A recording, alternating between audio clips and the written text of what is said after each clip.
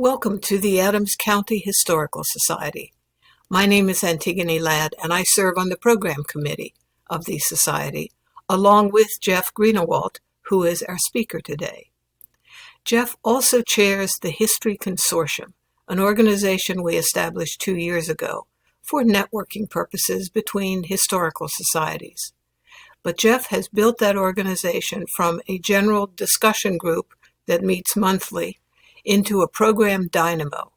We now run a full week of history programs each November, where we share programs on a common theme, but broadcast them each night of the week to a combined audience of the members of 9 historical societies, 3 library systems, and a museum. But today, Jeff is going to do the presentation himself on a program of his own favorite topic, sharing his passion for history and music. So I'm going to let Jeff share the music and the stories, and I turn it over to Jeff Greenawalt. Hello everyone, I'm Jeff Greenawalt, and in this video, I'm presenting an overview of American popular song during the Civil War.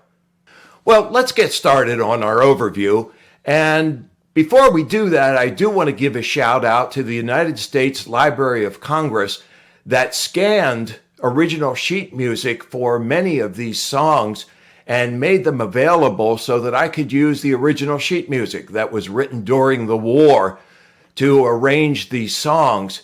And in order to avoid royalties, I performed all the songs myself. So I hope that you enjoy what I prepared for you. Well, let's get started.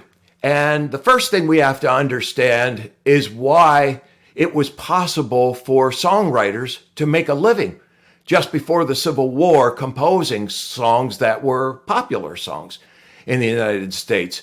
And a lot of that was due to changing technology. With the Industrial Revolution, instruments became less expensive because of new manufacturing techniques. And about 1 in 1,500 people in the United States were able to afford and owned a piano. But instruments that were less expensive were widely available. Guitars, for example, and melodeons, which was an instrument that also had a keyboard. And probably the biggest contributor of all was the changing in printing technology. Steam-powered presses made it possible to very rapidly print sheet music and made it cheaper to print sheet music, so people could afford to go out and buy the latest hits. Now, this was a few years before the phonograph became available, so if you wanted to have music in your home, you had to make it. And so you would go not and buy a recording or an MP3, you would go out and you would purchase sheet music of the most popular songs, and you would bring it home, and you and your family, your friends would sit down at the piano or another instrument, and you would start to perform these songs for your friends, relatives, anyone else who was interested in listening. And because of this decrease in the cost of sheet music, it became widely available, and music became the most profitable print medium in America as a result. And people really enjoyed music, largely because even if they were illiterate or only partially literate, they could understand and remember song lyrics much easier than, of course, if they were limited in their reading abilities. They couldn't absorb what was in a newspaper, and sometimes they found lectures difficult to understand, but almost anyone could understand and appreciate the lyrics to a song. And so it became the preferred means of expression in the United States before the Civil War.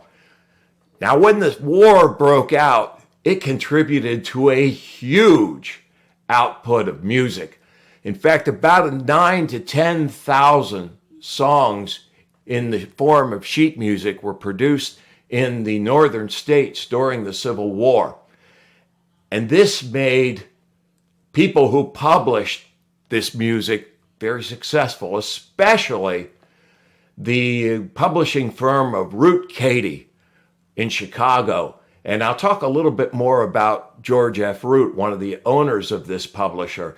They printed at least 287,000 sheets of music and over 100,000 music books. They were very, very successful, and they received about 50 to 70 submissions every day from people who wanted them to publish their songs. Now, having done some of the research on this, I can tell you that those 50 to 70 submissions a day in many cases included songs that were not very good. But you can see what the output was like. It was huge. Now, another thing about music just before the Civil War is that choral singing was very popular.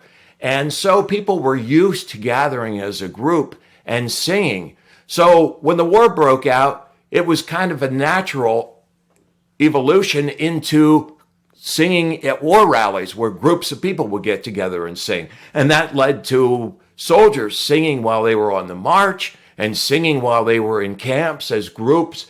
And so people just kind of moved into singing in groups. Now, at first, in the beginning of the war, the patriotic songs were the most popular.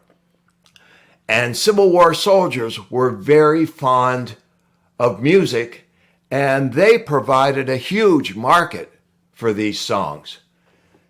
And it was the soldiers who were primarily responsible for the distribution of these various songs, not as much the civilians, although they certainly did contribute considerably to the distribution. Now, as a result, a lot of the songs that were published during the Civil War were, for lack of a better term, kind of lowbrow entertainment. There was no Beethoven's Ninth Symphony here, because the soldiers, they weren't professional musicians, and they preferred simple melodies and easy to remember lyrics.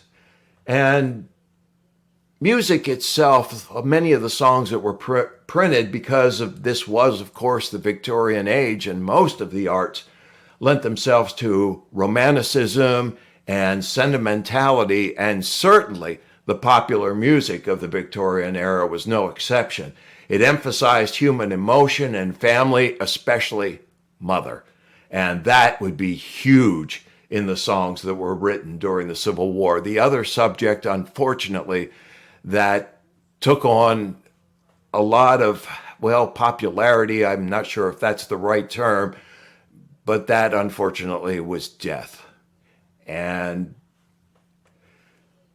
the types of sentimental songs that were preferred by soldiers and civilians alike during the Civil War can be divided into essentially 4 categories. And those 4 categories were: first, home; secondly, sweetheart; third was mother; and the fourth was death. Now, you can understand, let's deal with these one at a time, and you can understand why home was very popular. Many of these young men were away from home for the very first time during the war, and they missed their home. They missed what their life had been like before the war, and being around their loved ones, and the rah of off to war and martial attitude kind of gave way to a very sentimental feeling that maybe this isn't going to be nearly as much fun as I thought it was going to be. Well, the most popular of the home songs during the Civil War, and it may have also been the most popular song among all the soldiers during the war, was Home Sweet Home, a song adapted from the work of an American actor and dramatist named John Howard Payne, who included Home Sweet Home. He wrote it in 1823 for an opera called Clary or the Maid of Milan. The song's melody was composed by an Englishman, Sir Henry Bishop, and Home Sweet Home was on the lips of so many soldiers. So I want to present the very first verse of Home Sweet Home as it would have been heard during the Civil War.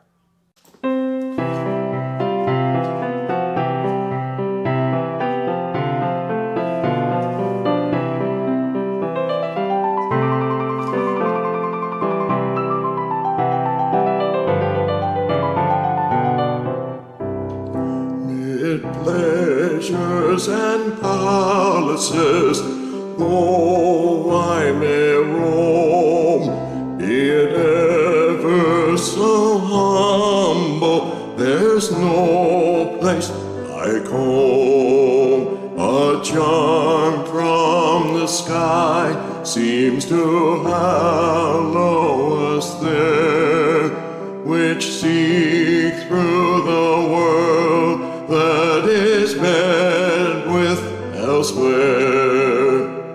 Home, home, sweet, sweet home. There's no place like home. There's no place like home.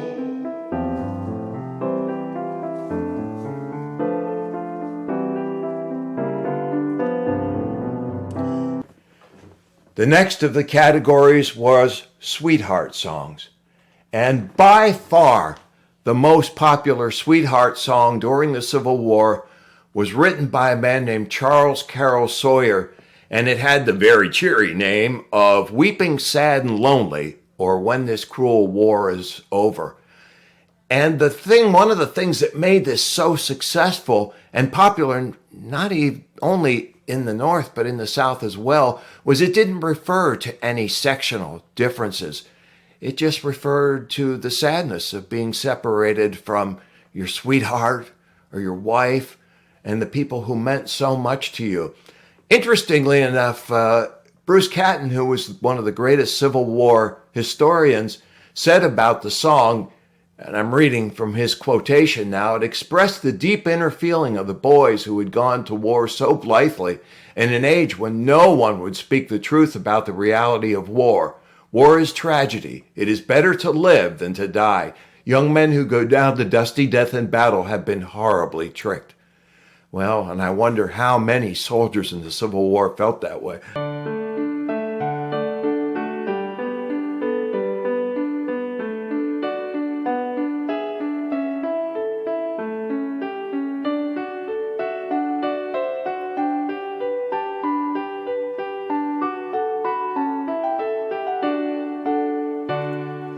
Dearest love, do you remember when we last did meet?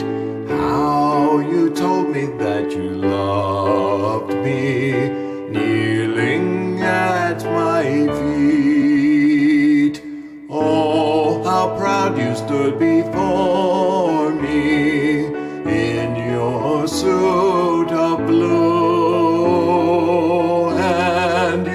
To me and country ever to be true.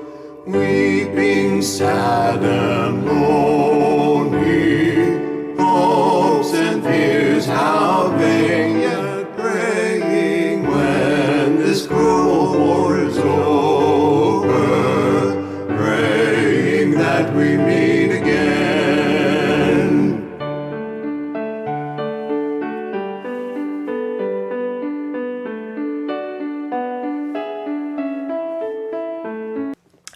Now, regarding mother songs, the next category, the most popular of those was no doubt Just Before the Battle Mother, written by George F. Root. And again, I'm going to talk a little bit about George F. Root a little bit later.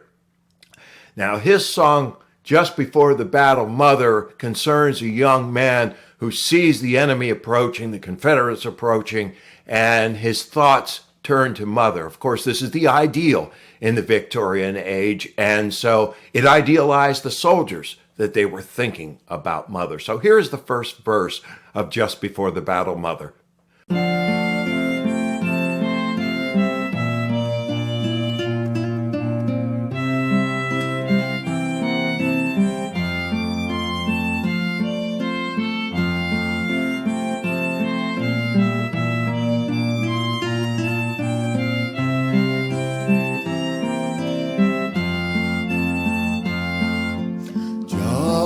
Before the battle, mother, I am thinking most of you,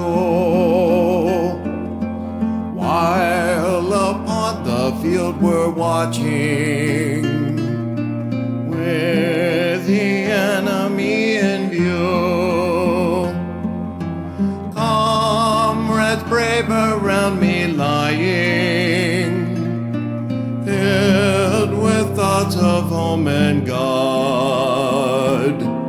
For well they know that on the morrow some will sleep beneath the sod.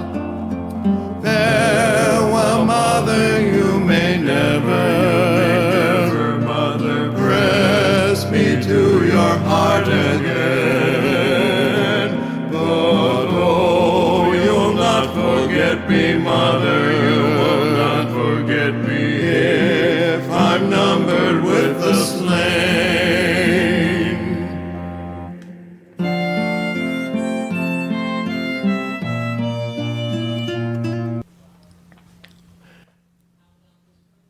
And now, the last category, death songs. The Victorians had an idea of the ideal death. Death, of course, was much more immediate because people died at home. And the ideal death in the Victorian era was just that. You died at home with your loved ones around you, and they got a chance to say goodbye, and so did you. But when the war broke out, so many of these young men were off in the war, and they were so far away from their loved ones and killed out on the battlefields, or they died at a hospital that was so overcrowded that none of the staff could even attend to any of their needs, much less to be with them when they passed away. And so death songs, I don't want to say they were popular, but the soldiers were thinking about death. And so they, I suppose, to try to deal with it, they listened to a lot of death songs. They were popular. And the most popular of them was The Vacant Chair, which was a song that came from a poem written by Henry S. Washburn. And the music was that other famous Civil War composer, George Frederick Root, wrote the music. It was about John William Grout, who was a Union soldier killed during the Battle of Ball's Bluff. I hope to do a video on this, so I won't go into a lot of details, but Henry Washburn was a friend of Grout's family, and he wrote this song about their loss of that poor young man at the Battle of Ball's Bluff. So we'll hear the first verse of The Vacant Chair.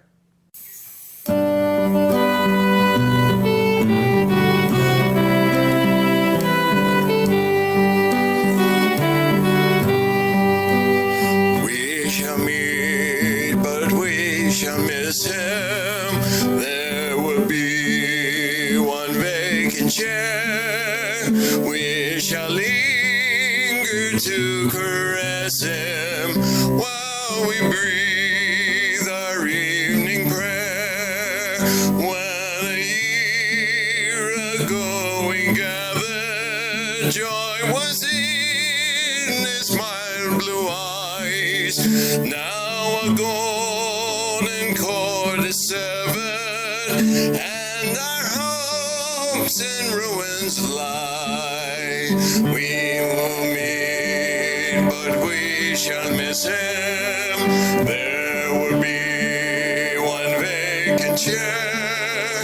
We shall linger to caress him while we breathe our evening prayer.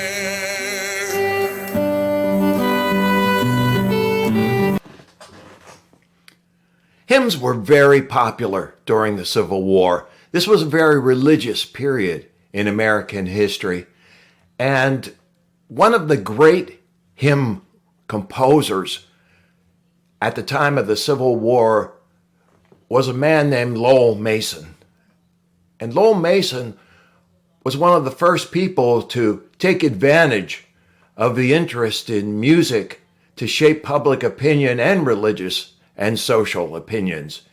And he was a very prolific hymn writer. And if you look at your hymnals in church today, you're probably going to see Lowell Mason, whose name will appear at quite a few because his hymns are still popular.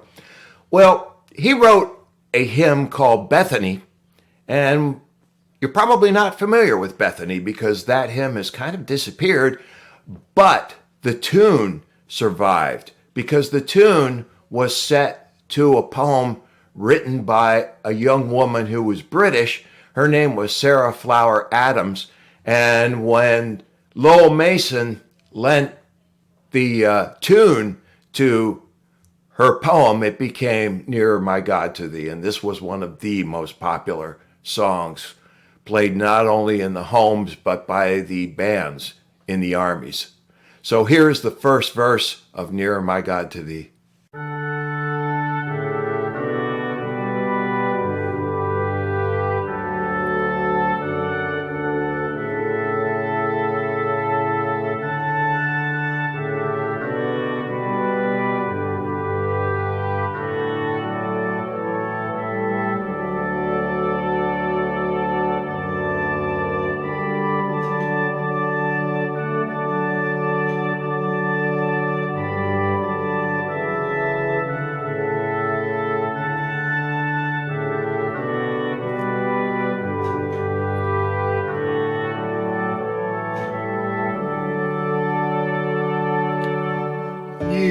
Nearer, my God, to thee, nearer to thee, e'en though it be a cross that raiseth me,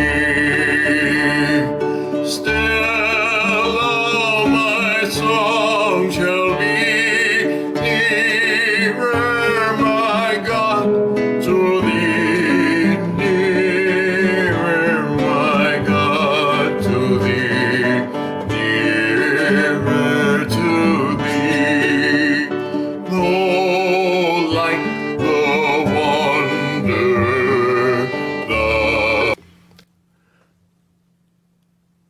Now, no doubt the most successful by far of any popular song composer before the Civil War was Stephen Collins Foster, the Pennsylvanian, who had the most popular song of the time, without doubt. The biggest hit before the Civil War was Old Folks at Home, or some people call it Swanee River. Stephen Foster wrote a lot of minstrel songs. He also wrote a lot of parlor songs, and he wrote some religious songs. Well, a lot of people remember his minstrel tunes, and they remember, hopefully, his parlor songs because many of them were very, very beautiful. And he also, as I mentioned, wrote some gospel songs. Well, Stephen Foster was kind of a lukewarm patriot, and he didn't come to the Union cause perhaps as quick as a lot of other people, but he did come around. And one of the things that he did was he set a poem by a man named James S. Gibbons to music that he wrote. Well, he wasn't alone because 8 different composers wrote tunes to James Gibbons' poem. And James Gibbons' poem was We Are Coming, Father Abram. And it was inspired by Abraham Lincoln's call in 1862 for 300,000 volunteers to put down the rebellion. And I like Stephen Foster's tune to this song the best. And most people, when they do play this song, they use Stephen Foster's tune. And you will also know that if you read Gabor Boris, the Gettysburg Gospel, that people sang this song to Abraham Lincoln when he came here to Gettysburg, get his famous Gettysburg Address. And again, that's something I'd like to address in a future video. Well, anyway, here is the first verse to Stephen Foster's tune of We Are Coming, Father Abram.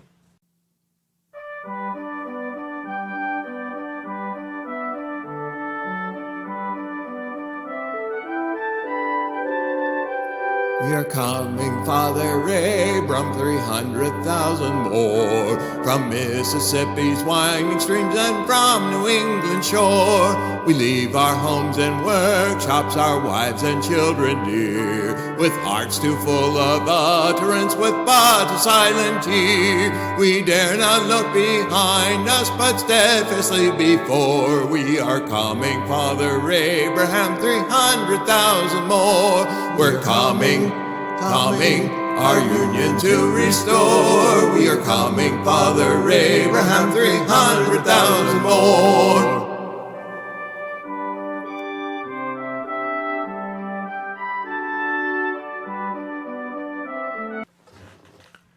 I mentioned George Frederick Root. He was named after George Frederick Handel, that very, very famous composer. Do you think Dad wanted him to be a musician? Well, just to give a little brief background for this overview, he was born in Sheffield, Massachusetts in 1820. He studied music in Europe as a young man, and when he came back to America, he began to write popular songs and also gospel songs, and he was very, very successful. He worked for a while with Lowell Mason, and that's where he learned that making music could be both profitable and influential. And in fairness to George F. Root, he realized more than the potential for making money, and he hoped to sway public opinion in favor of the Union cause during the war. And his songs were very, very popular during war rallies, and they were sung by the soldiers on the march very, very often. He had about 35 wartime hits, but no doubt his biggest one by far was Battle Cry of Freedom. It was the most popular song on the Union side during the Civil War, a huge hit. The Lombard brothers premiered it at a war rally in Chicago where George F. Root was living and had his publishing house, and it just spread like wildfire. And again, this is something I'd like to do a video on future, but here is the first verse of Battle Cry of Freedom.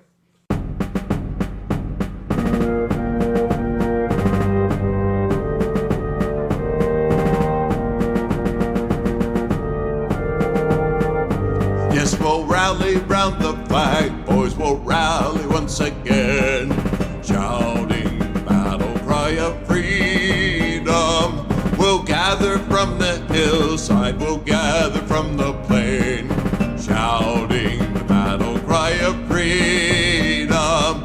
The Union forever, hurrah, boys, hurrah! Down with the traitor and up with the star. While we rally round the flag, boys will rally once again, shouting the battle cry of freedom.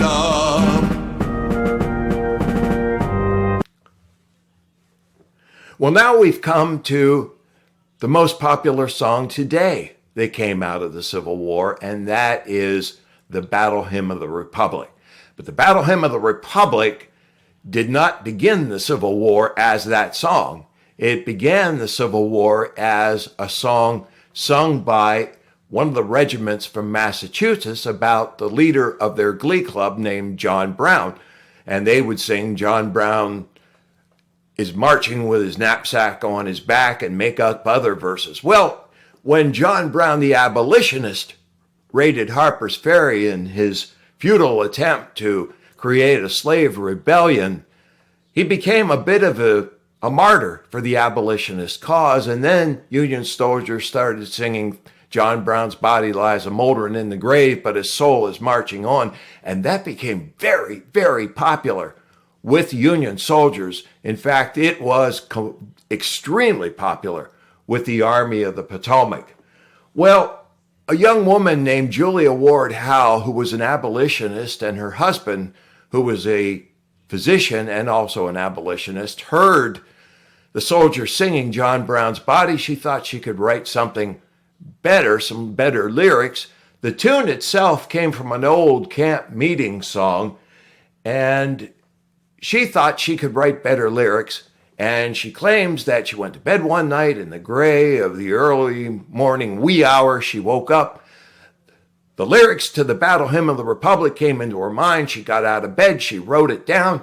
And when she got up for the day, she had the Battle Hymn of the Republic, which she eventually sold to Harper's Weekly for the princely sum of $5. Well, at any rate, it did begin to spread through the Union, although most of the soldiers through a lot of the war continued to sing John Brown's Body Lies a Moldering in the Grave, but they did pick up the Battle Hymn of the Republic, and it may have had a considerable influence on Union soldiers and introduced the idea of abolition as a cause for the Union Army and popularized it to some extent. Well,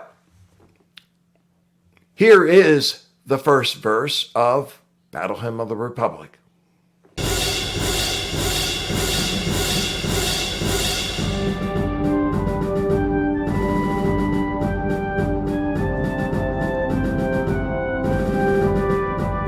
Mine eyes have seen the glory of the coming of the Lord. He hath trampled out the vintage where the grapes of wrath are stored. He hath loosed the fateful lightning of his terrible swift sword. His truth is marching on. Glory, glory, hallelujah. Glory, glory, glory, hallelujah. Glory, glory, hallelujah. His truth is marching on.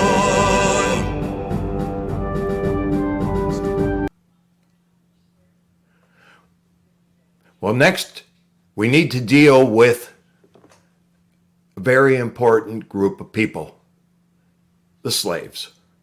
Slavery, the elephant in the room, the cause of the Civil War in the first place.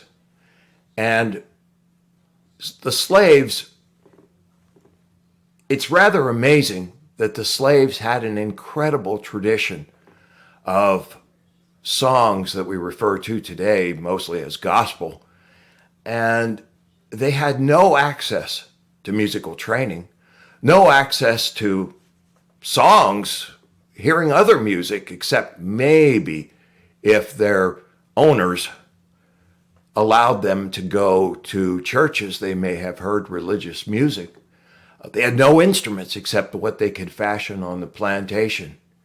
And yet they developed this incredible musical tradition. And when the soldiers from the Union Army went south, they were stunned. They thought that African American music was the minstrel songs that they had heard up north. And minstrel songs were not written by African Americans. They were written by white people who usually put on blackface, and many of the minstrel songs lampooned and made fun of African Americans. But when the soldiers went south, they heard this incredibly rich musical tradition of the songs these people had written and were singing and had been passed down without being written down from generation to generation.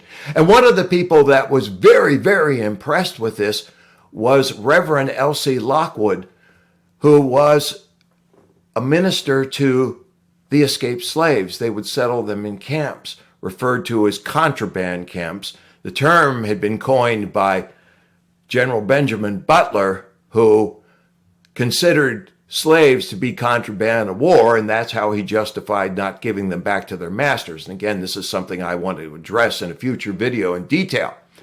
Well, one of the songs that L.C. Lockwood was so impressed with, and he was responsible largely for publishing it, and it became known as the Song of the Contrabands, but it's more properly titled Go Down Moses.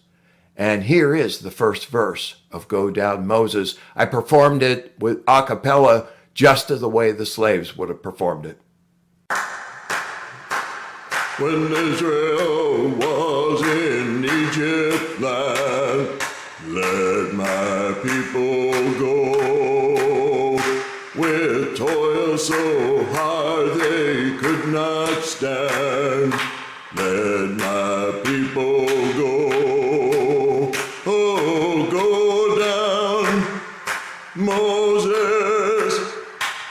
way down in Egypt land, tell old Pharaoh to let my people go.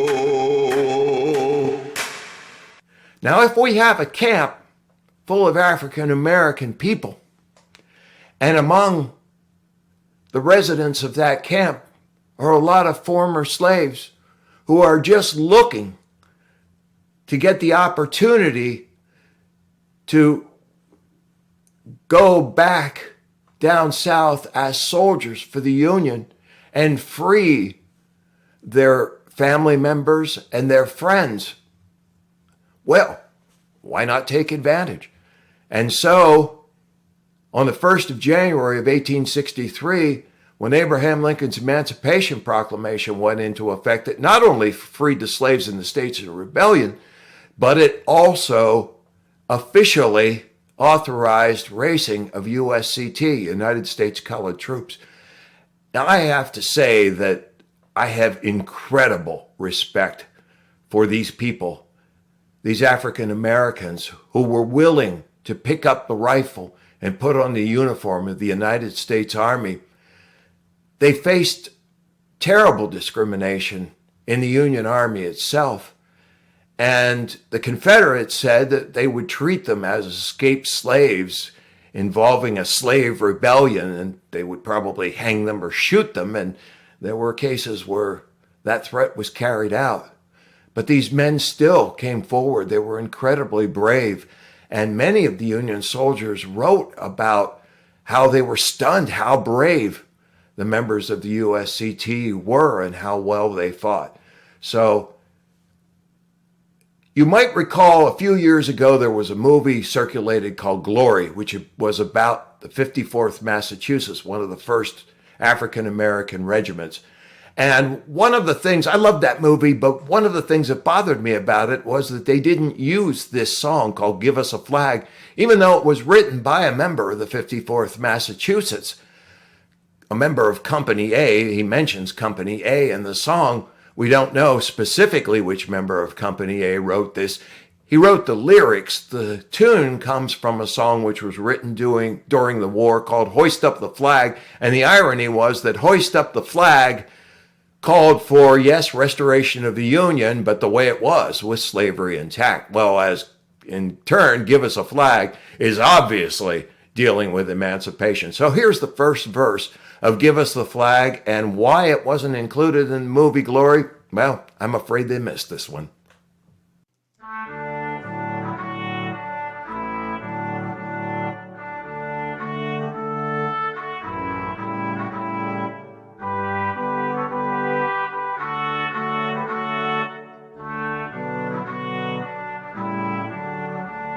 Oh, Fremont, he told them when the war had first begun, how to save the Union and the way it should be done. But Kentucky fought so hard and old Abe he had his fears, till all hope was lost but the colored volunteers. Oh, give us a flag so free without a slave.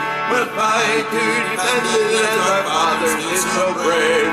Our gallant Company A will make those rebels dance, and we'll stand by the Union if we only have a chance.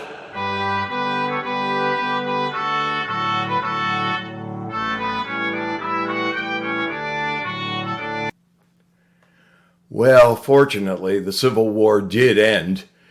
And the most popular song about soldiers coming home, well, I would have thought it would have been When Johnny Comes Marching Home. It was not. The most popular song was Tramp, Tramp, Tramp by George F. Root.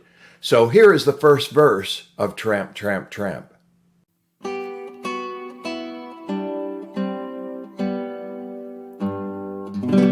In the prison cell I sit, thinking, Mother dear, of you, and our bright and happy home so far away. And the tears, they fill my eyes, spite of all that I can do.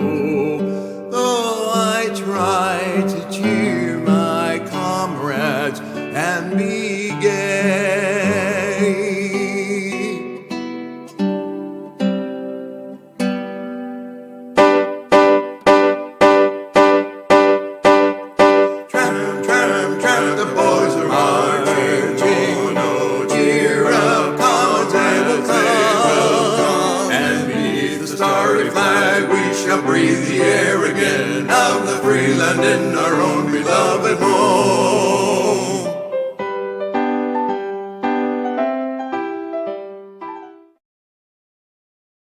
Well, that concludes my presentation on American popular music during the Civil War. You can learn an awful lot about people by listening to the music that was popular among them, that they sang and that they listened to. And I hope that this gave you some insight to the people who lived during the Civil War. Thank you so much for watching, and please take care.